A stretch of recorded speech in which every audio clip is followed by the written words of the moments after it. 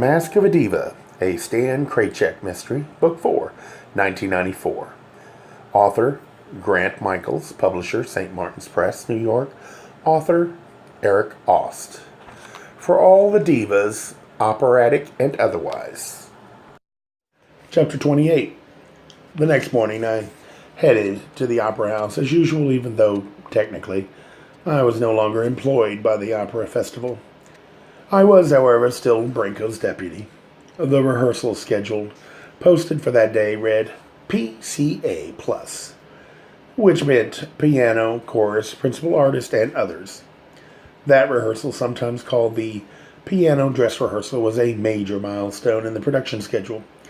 It required the singers to prove their mettle under the added pressure of a run-through without a book or score at hand, where the sitzprobe of the previous day had been the maestro's first opportunity to bring all his musical forces together. The first staged run-through of the opera would be Jonathan Byers' moment of truth. For a final brief moment in the entire production, the musics would be subordinate to the stage drama. There would be no orchestra that day, for it was too expensive to pay all the players for a trial run. Instead, 2 pianos would be used in the pit, with Carolyn Bowitz and Rick Jansen at the keyboard. The maestro would conduct from there. I found a place to watch from backstage on the far side of Rhonda Luca's booth. I'd be out of the way, and I'd have a relatively clear view of everything happening on stage, and even of the orchestra pit. I saw Rick Jansen trying to settle down at his piano in the pit. He seemed almost clumsy and uncoordinated, with none of the muscular astuteness or feisty volatility he displayed in our previous encounters. Perhaps the immense musical task he faced, coupled with his lack of skill to execute it, had forced him to dose up with tranquilizers. The American version of Dutch courage. Or perhaps he'd been lobotomized during a kinky session of limit-seeking with Sir Jonathan the night before. Whatever the reason for Rick's sluggishness, poor Carolyn Bowitz would have to be doubly alert with him playing that morning. Once rehearsal was underway, I made another discovery. Unlike the sitzprobe of the previous day, when the music produced by the voices and the orchestra often rose divinely above the ordinary creatures who were making the sounds, the first staged run through was utter chaos. Everything that could go wrong on stage did. Entrances and exits were fumbled, musical cues missed, whole segments of solos and ensembles omitted, and blocking was reinvented willy-nilly. In short, as an opera, the show had become a sudden mess. For his part, throughout the first act, Jonathan Byers sat in the auditorium and said nothing. Either he was seething inwardly from the apparent disorder on stage, or else he was coldly analyzing in molecular detail every aspect of his direction that would ultimately succeed and those that were doomed to fail. Whichever it was, Sir John made no critical comment whatsoever, save an occasional remark about a curtain cue, or a light cue, or a costume cue. But for the stage action itself, for his very own creation, Jonathan Byers that morning remained a cipher. Not so some other folks. For that first run-through was also an opportunity to try out some costume mock-ups for the soloist, as well as the trickier wigs for the chorus members. However, without my expert assistance, Daniel Carafelio had been unable to fit all the wigs properly. As a result, many of them had slipped around and on the heads of the singers while they were singing on stage. Now it's an involuntary reflex when you feel something on your head about to fall off. You put your hand up there to grab it and hold it. But with Miss Hissy Fit of the wig room, such a reflex had dire consequences. During the short break after Act 1, Daniel appeared on stage to address the chorus members. His first words came out as though he had just endured the biggest disappointment of his life, and he was fighting to hold back bitter tears. "You people are just not cooperating," he sounded desolate. "How many times did I tell you this morning? You do not touch your wig." One unsuspecting chorus member protested. But They don't stay put. It's hard to sing with a big blob moving around on your head. My wigs do not move, Daniel said quickly. Your scalp must have shriveled. Another singer remarked. We have a lot to do on stage, and the wigs are too loose. My wigs fit perfectly, continued Daniel. If you knew how to move properly, you wouldn't have these problems. Why can't you just make the wigs tighter? Came another naive voice. It's an easy enough job for someone who knows how. I am doing my job perfectly, snapped Daniel.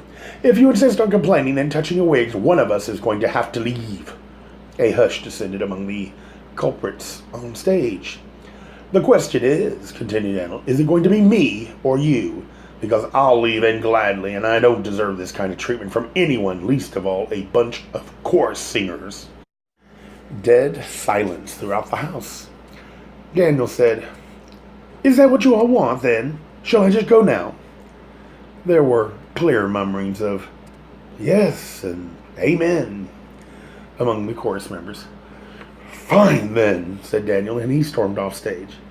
As Daniel rushed past Rhonda Luca at her desk, she turned toward me and drew her finger across her throat. I'll finish him off if you want, she said. Then you can have the wig room all to yourself. No need, I said. I've been fired. When? Yesterday. Who? Him. Then why are you hanging around here? You got the opera bug or something? No, I said. I have other work to do. For that cop, said Rhonda, nodded. Yeah, she said, it figures you'd like working for him. Not for, I protested mildly. With. Went Rhonda Luca. And just as she was about to announce a break for the cast and crew, a man appeared at her desk. He was from costumes, the same one who'd caught Daniel and me fighting the day before. He asked Rhonda if he could make an announcement before the break. Sure, she said. Ask and ye shall receive. Meanwhile, the guy was looking sideways at me as if to say, How dare you show your face in the theater again?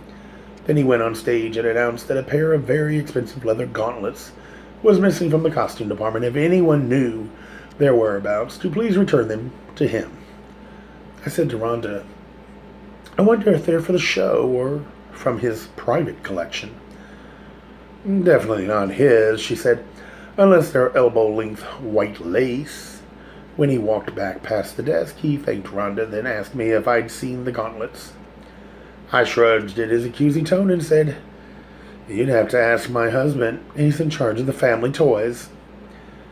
Where's he? Said the man, unwittingly seizing the bait. In Paris, I said dryly. He walked off in a huff. I remarked to Rhonda, Was it something I said? Babe, she answered, I think it's something you are. Then she announced over the public address system that the cast and crew could take a 20-minute break before running Act 2. As everyone dispersed for the break, I saw Hwang Young Cho and April Kilkis on the opposite side of the stage. They seemed to be inseparable, like an interracial version of the Bobbsey twins. Okay, they were supposedly married, but don't married couples ever walk and talk and wet separately? I headed across the stage toward them, but this time I was prepared for them to run away, so I readied myself to run too.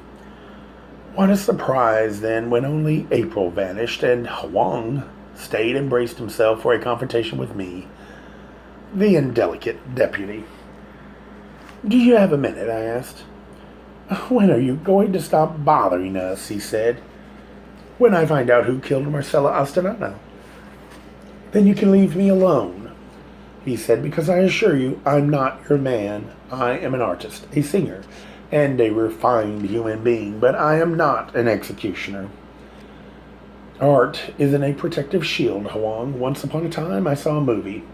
It was set in one of those agricultural outreaches in Central Asia, and the sheep herders used an unusual and extremely refined method of slaughtering their animals. First, they would play a game to catch the animal to be killed. I guess the period of playful romping was supposed to put the chosen animal at ease. to face its destiny. And once they caught it, they'd hold it close to them, almost in a loving embrace, as a reward for being such a good sport. And then they'd take a very sharp knife, a stiletto really, and pierce the live animal's chest. But the blade was so sharp the animal didn't even feel it cut through the flesh. Then they'd reach inside the chest cavity and find the animal's beating heart. And then they'd strangle the living heart with their bare hand until the animal expired peaceably in their arms within seconds. Huang said, "Why are you telling me this?" "Because it proves how refined, even artistic, some people can be about death." "Are you saying I could do something like that because I'm Asian?" "No," I replied, "but I do believe you could do it based on your claim, as you just now said, that you are an artiste and you are so very refined." Huang said, "You don't have a shred of evidence against me." "No one does. I've been completely cooperative with the police, and they believe me. Now, if you don't cut this out and leave April and me alone, I'm going to report you to the police and get you thrown off the premises. You're becoming a menace." "Hardly a menace," I said. "An annoyance, perhaps." "I don't care what you call it. I just want you to stop." I said, "You'd have to ask Lieutenant Branco to take me off the case. I work for him." "I'll do that," said Huang. He turned and started walking away. "By the way," I said, "you and April sounded great yesterday." He turned back to face me. "What's that supposed to mean?" "It means that as awful as I appear to be, I still enjoy hearing you and April sing." "If you really like our singing," he said, "that's your one and only saving grace," and he walked away. Then, from out in the auditorium came the loud, accusing voice of Daniel Carafalio, and the rest of us couldn't help overhearing. From the stage area, he was addressing Jonathan Byers. Rick Jansen was with him.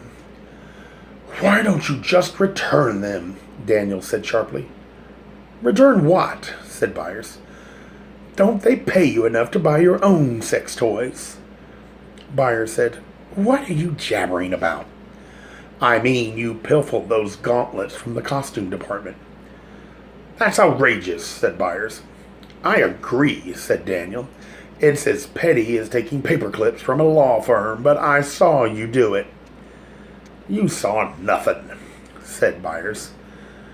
"You might as well keep them," said Daniel. "They're replaceable, and who would want them now with your sex juices all over them?" "You watch your filthy mouth," said Rick. But even Daniel seemed to recognize idle threats coming from a natural blonde. "Look, Junior, I saw your old man coming out of the costume room last week, and he looked mighty suspicious." Byers said, "You didn't see me take anything." "But I saw you take something in Spoleto," said Daniel. Rick said, "You'd better shut up now." "Ooh," cooed Daniel.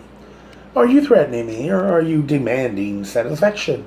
Is that it? Is there some code of honor at work here? When is the duel going to be, and will you wear your gauntlets?" Then he cackled and crowed loudly as he walked away from them. "Beware, beware, thieves among us." Rick made an aggressive move toward Daniel, but Jonathan Byers restrained him and quieted him down. I guess it was his turn to be the pacifist. If Sir Jonathan ever needed more theatrical grist for this production, he could certainly exploit the day-to-day occurrences off stage. In the pit, hardly affected by the commotion over the gauntlets, the maestro and Carolyn Boetz returned to their quiet conference about the score. Rhonda announced 10 minutes to the Act 2 curtain, and life in the theater went on. I stayed through to the end of the rehearsal, out of respect for Verdi, if no one else. It was the first staged run-through of his opera, after all. This show would never again be in such a raw, wounded state, and it needed all the psychic help it could get. At the end of the day, moments after the cue for the final curtain, Rhonda Luca made a closing announcement over the PA system. "Thank you, everyone," she said. "Congratulations on getting through a really difficult rehearsal. Thank you for your patience, and thank you all for your cooperation. This is going to be a great show. See you all tomorrow at 10. I was bewildered, as the stage manager, Rhonda, was the last person I'd expect to show such pleasantness after a day like that one. It was after 4 o'clock when I was heading out the stage door. Just inside that doorway is the glass paneled booth where the security guard sits. I saw Lieutenant Branco in there going through the guard's reports. Probably for the one describing my waltz around the wig room floor with Daniel Carafelio on the previous day. Branco looked up, saw me, and then motioned me inside. Have you eaten yet? He said. No. Want to grab a bite with me? Oh, would I? Let me call Daphne, I said. Why? You got a curfew or something? I just want to tell her I won't be home for supper. She's not your mother, said Branco. Wouldn't you call your patrol mate? I haven't had one for a long time, he said. Then he made a scornful little grunt as if to imply that fellow cops were further up the evolutionary ladder than friends anyway. 15 minutes later, we were reading the menus in a cruelty-free charcuterie that had just opened in the Performance Center complex as a promotional special. They were offering 2 for 1 on everything, including all beverages. Still, with no animal tissue available for consumption, I was surprised that Branco had agreed on it. We ordered deluxe veggie burgers, which the menu guaranteed would satisfy like the real thing. I wondered why anyone would want vegetables to satisfy like meat. It was like looking for secular Christmas cards to send to atheist friends. We both ordered beers, which I assumed was also cruelty-free. Then, while we waited for the food to arrive, Branco told me that his search for Mathelda within the Performance Center had proved fruitless. He asked me what had happened since we saw each other the previous afternoon. I started to tell him everything: the attempted assault by Daniel Carafelio, the defensive posturings of Jonathan Byers and Rick Jansen, the professionalism of Rhonda Luca, the serenity of the maestro, but he interrupted my litany. I'd like facts, he said brusquely, not interpretations. Okay, I said. How about the fact that Daniel Carafelio claims he saw Jonathan Byers steal a pair of leather gauntlets from the costume room? Branco replied sharply, That's hearsay. But when he saw how his bluntness had startled me, he added, But it's intriguing hearsay. I'll talk to Carafelio about it. Then he thought a moment and said, Leather gauntlets, huh? I wonder why Byers would want something like that. I'll find out, I said defiantly. And it won't be hearsay this time. I'll get it straight from the horse's mouth. Don't get touchy, Stan. I know you're working hard on the case, but you've got a lot to learn. So how do I learn? Do I have to go to police school? Branco paused uncertainly before saying, I'm not sure it would benefit someone like you. You think I can't cut it? The fox burgers arrived before he could answer. As we seasoned them and assembled them into sandwiches, our conversation took an abrupt turn. Branco asked, How's that car running? If I had money to burn, I'd probably buy it. He took a big bite from his burger, chewed a few moments, then swallowed with some effort. This'll taste like it's good for you, he said. He opened the roll and sprinkled hot sauce literally on the burger. Then he reminded me to keep the Alpha's engine revved high. They're tough, he said. You can really push them hard, but you've got to do it with finesse. Do you know how to power shift? No. I'll show you how sometime. They'll give you a real charge. Somehow I wasn't sure I'd ever be ready for a driving lesson with Mr. Vito Branco. Meanwhile, he attacked his sandwich again and washed it down with some beer. Nothing a good dose of hot pepper can't fix, he said, then flashed his dazzling white teeth at me. After that, we talked about his house and his garden and my forthcoming vacation in Europe, and gradually I realized that I was actually being a pal with Branco, shooting the breeze of real life over burgers and beer, and then, inexplicably, a wave of nausea washed over me, and I broke out in a cold sweat. I tried a sip of ice water, but it didn't help, and I realized there was no way I would get another thing into my mouth and down my throat while I was at that table. In fact, I could hardly talk. Branco noticed and asked if I was all right, but all I could do was excuse myself and leave the restaurant pronto. I drove back to the estate and went directly to the cottage. I couldn't even face Daphne in my strange condition. I drew a warm bath, dumped in a handful of mineral salts, then slid into the water. Within seconds, I found myself weeping quietly. Even then, I didn't recognize what had happened to me. A Gay Mysteries audiobooks. I think it is easy to hate a label, but a face humanizes the word. So this effort is twofold: to offer comfort to those like myself that your world didn't end because you don't fit into the view of acceptable society on both sides, and in hopes of helping those with family that are LGBTQ, that it doesn't mean we are aliens from the child they once knew. Reassure them so they can maybe be supportive at the same time, being true to their values.